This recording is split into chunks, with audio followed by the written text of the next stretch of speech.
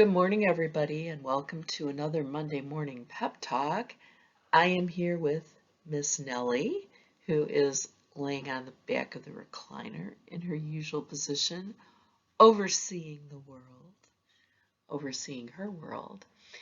Today, I would like to share an idea with you that I find really useful, and that is to ask myself, what is the story I'm making up? What is the story you're making up? And I can't take credit for this idea. I kind of swiped it from Brené Brown, who is a sociologist and author, who told a story in one of her books about a time when her family was on vacation and she and her husband had had an argument in the kitchen earlier that day. And then later in the day, she and her husband were out swimming in the lake. And he was some distance ahead of her. She called out to him, and he just kept swimming away from her. And he swam up to the dock and pulled himself out and went inside. And she was upset. She thought, he's still mad at me from the argument we had this morning. And he's being small and petty to not speak to me yet, and things like that. And then later she discovered that he just hadn't heard her. And that gave rise to this idea of what is the story you're making up? And I think we all do this all the time. When someone doesn't answer a message, perhaps we think, oh, are they upset with me? Whereas in reality, maybe they just had their phone turned off or they forgot their phone at home that day.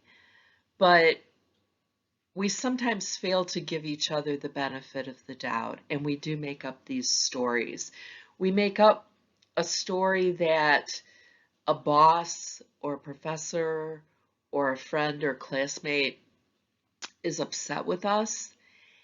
And in those times, I think it's useful to remember that we all have our own stuff going on.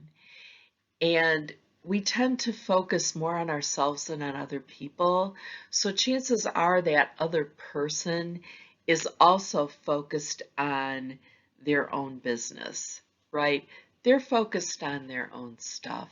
They're not plotting behind the scenes how to make your life miserable.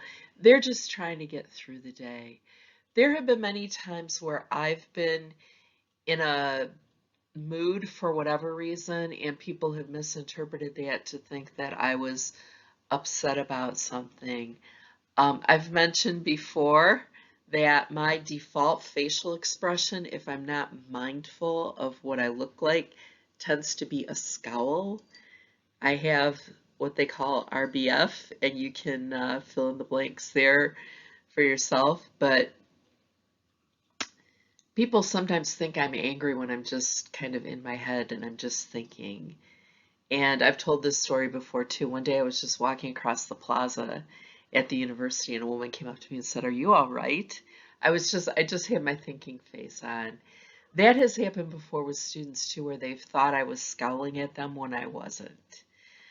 But we all tend to think things are aimed at us, right? And it's partly a protective measure. Humans are wired up to look for danger in the environment, and we tend to dwell on the negative, don't we? Someone could say 100 nice things to you, one unnice thing, one rude thing, and you would dwell on the rude thing. We all do it.